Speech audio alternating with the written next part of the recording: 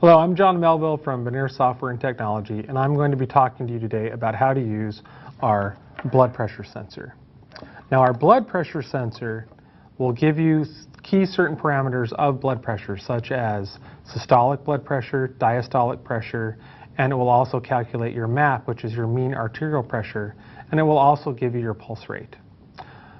Now, the blood pressure sensor comes with this little sensor, which gets plugged into the LabQuest 2. And it also comes with a cuff that is attached to the blood pressure sensor. The cuff has to be attached to the arm, left or right, and we're actually going to be measuring little pulses from the brachial artery in the arm to determine those parameters for blood pressure: systolic pressure, diastolic pressure, MAP, and then pulse. Now, there's a few key differences in how this blood pressure sensor works than, say, the way that your blood pressure would be taken if you went to a doctor's office. And I'll explain those later. First, I just want to show you how to use the device and get good data with it. The most key thing that you need to remember is once you begin collecting blood pressure data, you need to let the LabQuest just collect and continue to collect. Don't stop collection until it's done, and then it will actually calculate the parameters for you. So what I'm going to do next is I'm just going to attach the cuff to the blood pressure sensor, plug the blood pressure sensor into the LabQuest, and then attach the cuff to my arm. So I'm going to plug in the blood pressure sensor, attach the cuff to the sensor itself, and then next I'm going to put the cuff on my arm.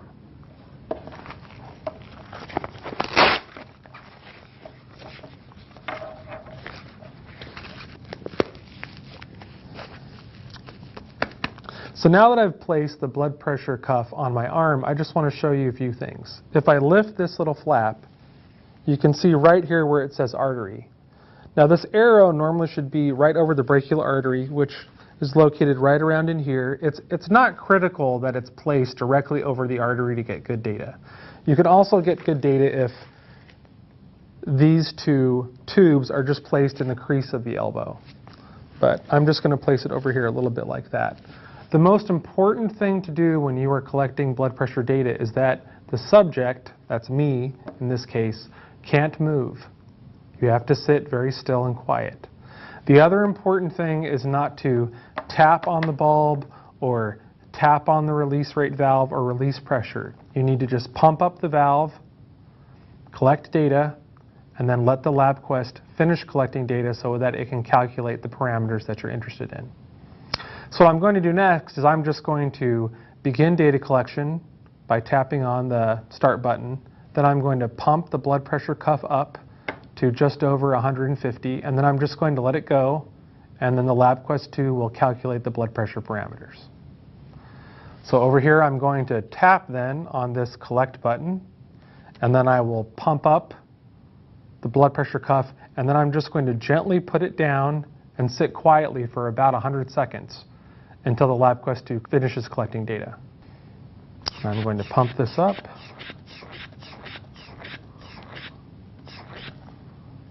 Now I'm going to sit quietly.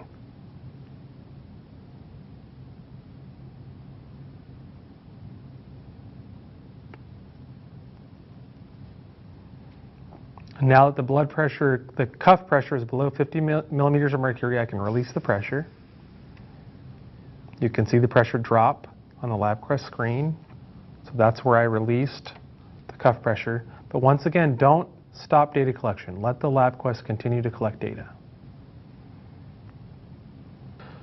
So there, LabQuest 2 is finished collecting data, and what we can see right here, I'm just going to scroll down a little bit using these arrow keys. My systolic blood pressure was 134. Now that's a little bit high, but I run a little bit high. So my blood pressure tends to be a little bit higher than 120. 130 is pretty normal for me. My diastolic pressure is 89, around 90. My pulse was calculated to be at around 70 beats per minute, which is pretty normal for me. And my mean arterial pressure was around 106 millimeters of mercury. So now the key things that you need to know about this blood pressure sensor are, one, that the cuff needs to be on tight, that You don't want to touch the release valve once you've pumped it up or have the subject move. And most importantly, you need to allow the LabQuest to finish collecting data. Don't hit the stop button before it's done collecting. Just let the LabQuest collect data. When it's done collecting data, then it will calculate your blood pressure parameters. If you follow those key things, you should be able to get very good blood pressure data. So for more information about physiology sensors or other Vernier products, please visit our website at www.vernier.com.